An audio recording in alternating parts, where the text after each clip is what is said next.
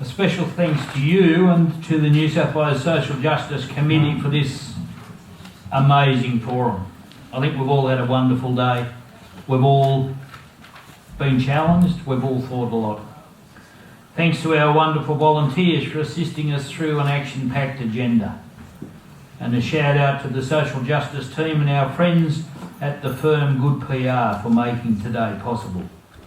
We are grateful to the Sisters of St Joseph and staff of Mary MacKillop Place for hosting us. And this is an amazing facility. Whether you are a member of the society, a volunteer, employee or friend, I'd like to say thank you for being here and sharing this time together. And I know a lot of you have travelled big distances to be here. I hope you have had the opportunity to renew old connections and make some new friendships. And I hope that today's program has you feeling renewed in your work for social justice and encouraged to engage in local advocacy, particularly in anticipation of the New South Wales state budget and in the lead up to elections for our local and federal governments. In this room I look and I see 130 odd people who are committed to assisting and empowering sisters and brothers in our communities who are marginalised, devalued and distressed. At Vinnie's we say that we are not about giving a hand out, but instead giving a hand up. Giving a hand up recognises the inherent dignity and resilience of people who are struggling. Families hit by cost of living pressures and an insecure accommodation, women and children fleeing domestic violence, First Nations communities seeking a voice and influence over the decisions that affect them. We know that the list goes on and on and on. Our governing document, the rule, speaks about our obligation to empower and advocate. And I quote 7.5 and 7.6. 7.5 says the society helps the poor and disadvantaged speak for themselves. When they cannot, the society must speak on behalf of those who are ignored.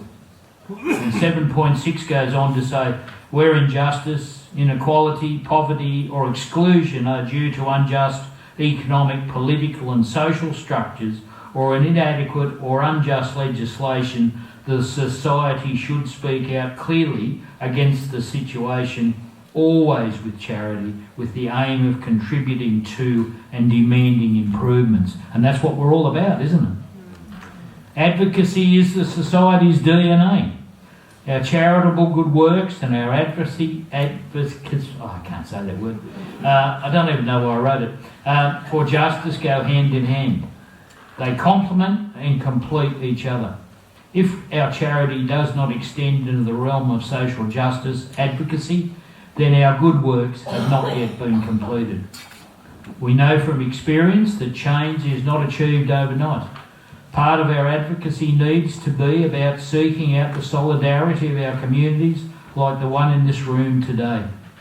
Another element of advocacy is about spotting strategic opportunities to get the justice message through to our leaders and decision makers. We are in this for the long haul, walking with the people who carry the burden of poverty and exclusion. My dear friends, I would just like to pay tribute to Paul Burton, our late state president, who we sadly lost 2 weeks ago. I invite you all, and I ask you all, to keep Paul and his family in your prayers. He was a member of the society for over 35 years and displayed the values of servant leadership in his roles as Conference, Regional, Central Council and New South Wales President.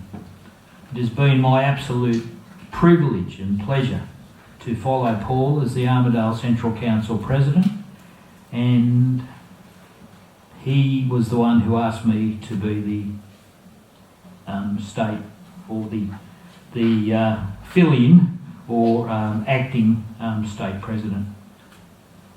We never expected to lose Paul. Paul went to hospital because he was unwell, and God said it's your turn, so he went home. In his term as state president, Paul called for First Nations justice and supported the call of the Uluru Statement of the Heart, He highlighted the plight of victims and survivors of modern slavery. On more than one occasion, I heard him draw on these words of our founder, Blessed Frederick Osiman. And I might add that hopefully the week after next, I will actually visit Blessed Frederick's grave in France. So that will be a moving occasion, I think, for me. I'd just like to leave you with these words as we close our forum and travel back to our communities. Charity is the Samaritan who pours oil on the wounds of the traveller who has been attacked, but it is justice's role to prevent the attacks. In all our good works, may charity and justice embrace. As I said, in my current role as acting state president, I must say how proud of you all I am. And I continue to be amazed by the continued works of this society which spread so far, it is mind-boggling. My prayer is that God will bless you all, and I wish you all a very safe trip home. Thank you.